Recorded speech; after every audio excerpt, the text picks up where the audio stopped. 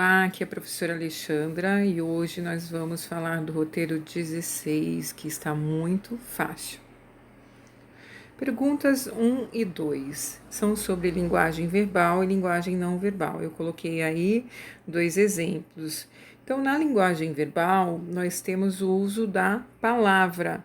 Ela pode ser a palavra escrita ou falada. Sempre que eu identifico uma linguagem verbal, tem que ter palavras. Na linguagem não verbal, eu consigo entender a mensagem, o significado sem o uso de palavras. Então, pode ser pelo gesto, pode ser somente por um desenho. A imagem em si eu posso interpretar, mas não tem texto escrito. Nós temos então pergunta 1. Quando assistimos a um jogo de futebol, temos linguagem verbal e não verbal. Qual das alternativas abaixo a linguagem verbal? Então vocês vão dizer em qual delas existe o uso de palavras. Então, número 1, só coloquem a letra. Depois, número 2, em que momento a linguagem não verbal pode indicar a advertência ao comportamento de um jogador em uma partida de futebol? Então, quando um jogador faz algo errado, é o juiz que indica a advertência, né? De que maneira que ele indica sem precisar falar, né? Então, a gente sabe como que isso acontece. Vocês vão descrever, né, quais são as possibilidades do juiz indicar advertências sem falar, somente com gestos ou com símbolos. Depois, pergunta 3. Pergunta 3, nós temos essa charge, nós já sabemos que a charge, ela geralmente é um desenho que pode ter ou não, né, palavras. Nesse caso, ela não tem palavras, ela tem aí este homem que está com a mão na testa, ele está com um jeito de que está buscando algo, está com uma tomada na mão e ele está num ambiente de deserto, né? Nós vemos os cactos ali atrás dele e ele está procurando, né, algum lugar para plugar essa tomada. Nós temos aí, só para a gente entender o contexto, a ideia são os carros elétricos, que não são ainda comuns no Brasil, mas em alguns países já tem, né, já existem, e as pessoas já podem recarregar o carro. E não é uma realidade nossa por enquanto, mas enfim, é sobre esse tema. Este homem está aí com esta tomada na mão e neste lugar onde ele está, ele não está achando um lugar para recarregar o carro. Então, essa é de alternativa, né? Então, nós temos a crítica presente na charge acima é: qual das 4 alternativas vocês consideram a correta? Vocês vão colocar só a letrinha, vão ler todas elas e colocar a letra.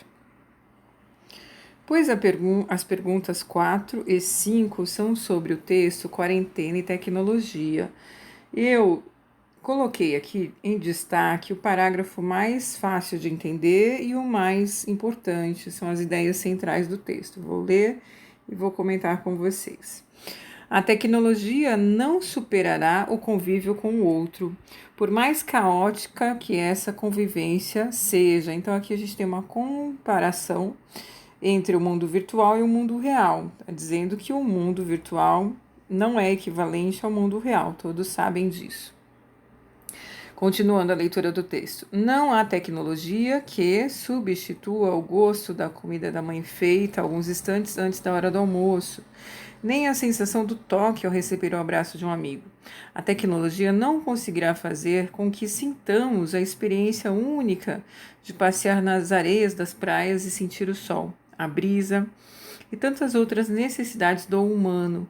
A tecnologia não conseguiu evitar que um vírus se espalhasse pelo mundo. Ao contrário, ela foi, em certa medida, sua aliada.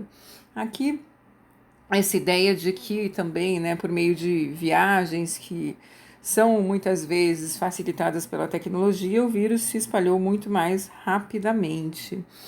Então, é uma comparação entre as relações que são virtuais e as relações humanas reais.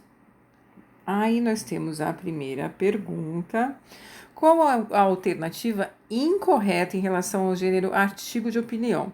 Então, essa também é de alternativa. Vocês vão colocar número 4 e a letrinha que vocês acham que é a correta. Então, vamos ler cada uma e eu vou comentar cada uma, certo? Letra A. O tema é geralmente polêmico com linguagem simples e clara. Então, o tema de um texto de opinião é polêmico, geralmente? Aí vocês vão, se vocês acham que essa é a correta, ela não vai ser a escolhida, tem que ser a incorreta. Letra B. O artigo de opinião é a exposição de uma ideia apresentada pelo autor de forma a convencer o leitor da opinião que ele defende. Então, quando eu escrevo uma opinião, eu argumento para convencer alguém sobre o que eu penso, a concordar comigo ou ao pensar que o modo como eu penso está correto. Então, se essa para vocês é correta, não vai ser a escolhida. Letra C. Não há necessidade de conhecimento prévio sobre o assunto abordado para sustentar o argumento defendido. Quer dizer, se eu não tiver conhecimento nenhum, eu posso defender uma opinião com argumentação sólida, uma argumentação convincente, mesmo não conhecendo o assunto. Se vocês acham que essa é incorreta, então vocês vão colocar essa. Ou não. Letra D.